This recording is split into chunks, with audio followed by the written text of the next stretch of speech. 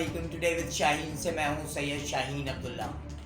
میں آج اپنا پروگرام ویلکم 22 کے نام سے کر رہا ہوں. ویلکم 22 2022 امیدوں کا سال، جس سال میں ہمیں امید ہے کہ انشاءاللہ پچھلے سال کے بحرانوں کی طرح یہ سال جو ہے نا ہمیں بحران زدہ نہیں رکھے گا، کیونکہ سیناریو کچھ تبدیل ہو رہا ہے. اللہ رب العزت نے کرم کیا، اہلیان کراچی اور حیدرآباد پہ وفاق کو ہوش آیا اور شاید کراچی اور حیدرآباد وفاق کی علمداری میں چلا جائے. دیکھیں، وفاق میں بھی دو مائنڈ سیٹ ہے. ایک مائنڈ سیٹ وہ ہے جو پاکستان کی سالمیت کے لیے کراچی اور حیدرآباد کو وفاق کا حصہ بنانے پہ مصر ہے. دوسرا وہ ہے جو یہ کہتے ہیں کہ اہلیان کراچی اور حیدرآباد سے ہمارا کیا لینا دینا، یہ سندھیوں کے وڈیروں کے غلام بن کے رہیں یا عام شہری بن کے رہیں. تو جو دوسرے والے مائنڈ سیٹ کے لوگ ہیں وہ پی ٹی آئی میں وہ طبقہ ہے جو کٹر نیشنلسٹ طبقہ ہے، جو یہ کہتا ہے کہ مہاجروں کے لیے صرف سمندر ہے، جس کی بنیاد ایوب خان نے رکھی. میں اس تمام مائنڈ سیٹ کو مخاطب کر کے کہتا ہوں، کیا اللہ رب العزت نے ان 20-22 لاکھوں کے جانوں کے نذرانے کے صلے میں جو پاکستان دیا ہے، اس پاکستان پہ کیا ان کے بچوں کا حق نہیں ہے؟ آپ ذرا غور سے سوچیں. آپ نے دن اور رات محنت کر کے اپنی جان ہتھیلی پہ رکھ کر کے گھر بنایا، کیا اس گھر پہ آپ کے بچوں کا حق نہیں ہے؟ بڑا معصومانہ سا سوال ہے. اپنی ذات پہ رکھ کر دیکھیں کہ آپ نے جستجو کی، محنت کی، قربانیاں دی اور ایک گھر بنایا، اور آپ کا پڑوسی یا اس علاقے کا پرانا رہنے والا آ کر کہتا ہے کہ یہ گھر خالی کرو، یہ میری اجداد سے ورثے میں ملی ہوئی زمین ہے. آپ کی کیا فیلنگ ہوگی؟ یا وہ ارباب اختیار، وہ جنرلز، وہ بریگیڈیئرز جنہوں نے تاریخ کا مطالعہ کیا ہے، کیا انہیں پتہ نہیں ہے کہ پاکستان بنانے میں انہی مہاجرین کے، انہی اردو اسپیکنگ کے اجداد کا کنٹریبیوشن ہے؟ 1947 میں نہ تو افواج پاکستان تھی، نہ ہماری ایم آئی تھی، نہ ہماری آئی ایس آئی تھی. 1947 میں صرف جذبہ شہادت تھا. 1947 میں صرف پاکستان ارض مقدس کو حاصل کرنے کا جذبہ جنون تھا، جس جنون کے زیر اثر ہمارے اجداد نے اپنے پرکھوں کی ہڈیاں چھوڑ دی، ان کی قبروں کو چھوڑ دیا. اپنے اجداد کی بے تحاشا دولت، وہ دولت جس کا یہاں رہنے والے، پاکستان میں رہنے والے لوگ تصور نہیں کر سکتے تھے. 400-450 سالوں سے جمع کی ہوئی دولت، زر، زمین، جائیدادیں چھوڑ دی صرف اسلام کے نام پر. اور آپ نے آج وہ اسلام طالبان کو دے دیا. آپ نے آج وہ اسلام جو ہے، اسلام کی جو آپ کو عبادات سکھائی گئی ہیں، جو تعلیمات سکھائی گئی ہیں، وہ صرف طالبان کے لیے. کیا آپ نے اردو اسپیکنگ کمیونٹی کے اجداد کی قربانیوں کو نہیں دیکھا؟ نہیں دیکھا تو تاریخ پاکستان کو پڑھیں. 1947 سے پہلے کے حالات کا مشاہدہ کریں، تہذیب اور تمدن کو دیکھیں، اجداد کی جائیدادوں کو دیکھیں. بڑے بڑے نوابین کی اولادیں آج یہاں ریڑھی چلا رہی ہیں آپ کے غیر منصفانہ نظام کی وجہ کر. میں اس کی ایک بہت چھوٹی سی مثال دیتا ہوں. ایویکیوٹیڈ پراپرٹی، متروکہ املاک قانون یہ بنایا تھا قائد اعظم رحمۃ اللہ علیہ نے کہ جو اپنی جائیدادیں وہاں چھوڑ کر آئے ہیں ان کو اس کے بدلے میں یہاں جائیدادیں دی جائیں گی. میکسیمم لوگ مائیگریٹ کر کے گئے ہیں سندھ سے ہندو زمیندار وڈیرے، کیونکہ یہاں ہندوؤں کی آبادی بہت زیادہ تھی. تو وہاں سے آنے والے مہاجرین کو مترکہ املاک میں سے جائیدادیں دینی چاہیے تھی نا. تو آج میکسیمم جائیدادوں پہ زرداری اور فریال تارپور کا جھنڈا کیوں لگا ہوا ہے؟ آپ نے ایویکیوٹیڈ پراپرٹیز کے ہیڈ آفس کو لاہور کیوں منتقل کر دی؟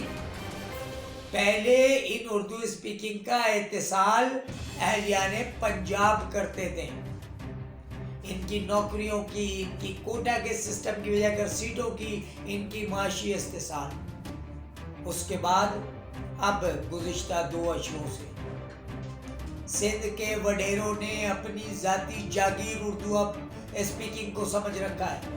یعنی وہی کنڈیشن جو شیخ مجیب الرحمن نے اختیار کی تھی، وہی صورتحال مراد علی شاہ صاحب نے بنا لی ہے، اور فیڈریشن کو بلیک میل کرتے ہیں کہ پاکستان نہ کھپے. سندھی عوام پاکستان نہ کھپے کا نعرہ لگائیں گے اگر ہمیں یہ مراحت نہیں دو گے، ہماری لاقانونیت کو برداشت نہیں کرو گے. ہم یعنی دیکھیں کتنے بڑے بڑے اسکیم میڈیا کے ذریعے سامنے آئے، کتنے بڑے بڑے کیسز چیف جسٹس صاحب نے سنے اور ان پہ فیصلہ صادر فرمایا، لیکن اس پہ امپلیمنٹ نہیں ہوا، نہ ہو سکتا ہے، کیونکہ بیوروکریسی تو سندھو دیش والوں کی ہے، کیونکہ حکومت تو ارباب اختیار تو سندھو دیش بنانے والے ہیں. ایک پاکستان پیپلز پارٹی ہوا کرتی تھی جو وفاق کی علمبردار تھی.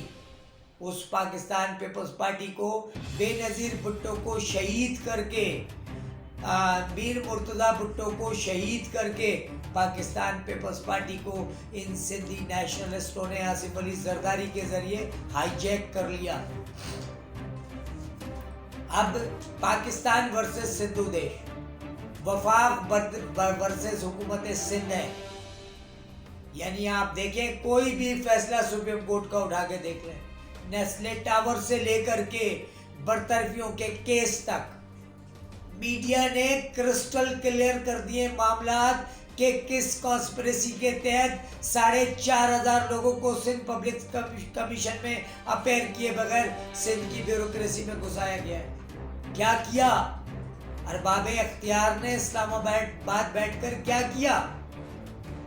میں ایک بڑی معصومانہ سی سوال کرتا ہوں کہ دیکھیں حقوق اللہ رب العزت 70 پردوں میں آپ سے حساب لے گا کہ آپ نے کتنی نمازیں نہیں پڑھی، لیکن آپ کی ذات کی وجہ کر، باجوہ صاحب آپ کی ذات کی وجہ کر اگر لوگوں کے ساتھ 3 کروڑ عوام کے ساتھ ناانصافی ہو رہی ہے تو اللہ رب العزت آپ کو کبھی معاف نہیں کرے گا. صرف میں باجوہ صاحب کی بات نہیں کر رہا ہوں، میں CNC کی بات نہیں کر رہا ہوں، میں تمام ان اہلکاروں کی بات کر رہا ہوں جن کو اللہ رب العزت نے انصاف کرنے کے لیے زمین پہ بھیجا. وہ یقیناً اپنے فرض سے غافل ہو رہے ہیں، اور وہ ان علماء کرام کا بھی میں ذکر کروں گا جو دن اور رات حقوق اللہ کے لیے ایک مسجد کے لیے فیصلہ دیا سپریم کورٹ نے تو سارے مولوی متحرک ہو جاتے ہیں. مسجد تو بنا دی، شب بھر میں ایما کی حرارت والوں نے من اپنا برسوں بن نہ سکے نمازی. مسجد تو بنا دی، شب بھر میں ایما کی حرارت والوں نے من اپنا پرانا پاپی برسوں میں بن نہ سکے نمازی. آپ نے نماز تو پڑھی ہے، لیکن کیا اسلام میں حقوق العباد کی جو تشریح کی گئی ہے اس کو کبھی آپ نے پورا کیا؟ آپ حکومتیں، اہلیان کراچی اور حیدرآباد آپ کی رعایا ہے. ریاست مدینہ کا نعرہ لگانے والوں، لعنت ہے تمہاری سوچ پہ، وجود پہ تمہارے لعنت ہے کہ تم 3 کروڑ لوگوں کا اتصال کر رہے ہو اپنی کرسی کے لیے. کیوں خاموش ہو؟ کیوں گورنر راج نہیں لگاتے ہو؟ اس لیے نہیں لگاتے ہو کہ تمہارے مفادات تحفظات جڑے ہوئے ہیں. عمران خان صاحب، ریاست مدینہ کا نام مت لینا کیونکہ تم اس کے اہل نہیں ہو. اگر ریاست مدینہ کی بات کرتے ہو تو یہ جو 2.5 سے 3 کروڑ اردو اسپیکنگ عوام کا استحصال ہو رہا ہے اس کے لیے کیوں خاموش بیٹھے ہو؟ میں ان فرضی اور من گڑت کہانیوں کی باتیں نہیں کر رہا ہوں، جو میں دیکھ رہا ہوں کراچی اور حیدرآباد کے لوگوں کے ساتھ ہوتا ہوا. جو شہر تمہیں پال رہا ہے تمہیں شرم آنی چاہیے. اس شہر کا پیسہ، اس شہر کی ڈیولپمنٹ، اس شہر کی مکینوں کا سکون تم اپنے مفادات کے لیے لاڑکانہ اور نواب شاہ میں ان وڈیروں کی عیاشیوں کے لیے دے رہے ہو. شرم تمہیں مگر نہیں آتی. کل اس سلسلے کا بڑا دھماکہ سننے میں آیا. ڈاکٹر عامر لیاقت حسین کی غیرت اور حمیت جاگی اور وہ لندن جا رہے ہیں الطاف حسین سے مذاکرات کرنے. ارے آپ الطاف حسین سے مذاکرات کیوں کرتے ہو؟ اس قوم کو کسی الطاف حسین کی ضرورت نہیں. اگر آپ حقوق دے دو، اگر آپ کراچی کی ڈیولپمنٹ کر لو، کراچی کے نوجوانوں پہ ان کے روزگار بند نہیں کرو، کراچی کا جی ڈی پی برقرار کرو، کراچی کا جو حق ہے وہ دلوا دو، تمہیں ضرورت نہیں ہے کسی الطاف حسین کے پاؤں میں بیٹھنے کی. اگر تم وہاں جا کے بیٹھتے ہو تو اپنا سیاسی قد بڑھانے کی کوشش کرتے ہو. تم نے کیا دیا ہے عامر لیاقت حسین؟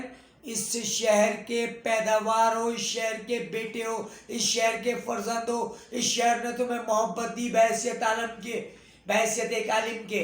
اس شہر نے تمہیں محبت دی بحیثیت ایک اینکر کے. تم نے بدلے میں اس شہر کو کیا دیا؟ تم نے کب اسمبلی میں اس شہر کے حقوق کی بات کی ہے؟ آج تم الطاف حسین کے پاس جا رہے ہو کہ کہیں آفاق احمد مہاجروں کو متحد نہ کر دے تو میں اپنی سیاسی گڈی کیسے اڑاؤں گا. اللہ تعالیٰ اس شہر پہ رحم و کرم کرے. اللہ تعالیٰ ہمارے جرنیلوں کے دلوں میں اس وطن کی اور وطن بنانے والوں کی محبت کو جگائے. اللہ رب العزت آنے والے سال میں ان اردو اسپیکنگ کمیونٹی کے کم سے کم معاشی مسائل ختم فرما دے. یا رب العزت انہیں تیسرے درجے کا شہری بنانے کی جو ناکام سازشیں کی جا رہی ہیں انہیں ناکام کر دے. یا رحیمہ تو رحم کرنے والا ہے، یا کریمہ تو کرم کرنے والا ہے، تو رحم کر دے، تو کرم کر دے. اہلیان کراچی اور حیدرآباد کو نئے سال کی خوشیاں مبارک ہو. 2022 اس امید کے ساتھ ہم اس کے سورج کو ویلکم کہیں گے کہ اللہ رب العزت اس شہر پہ سے درندگی، فرعونیت اور بد نظمی کی جو حکومت ہے اس کو ختم کر دے. آمین.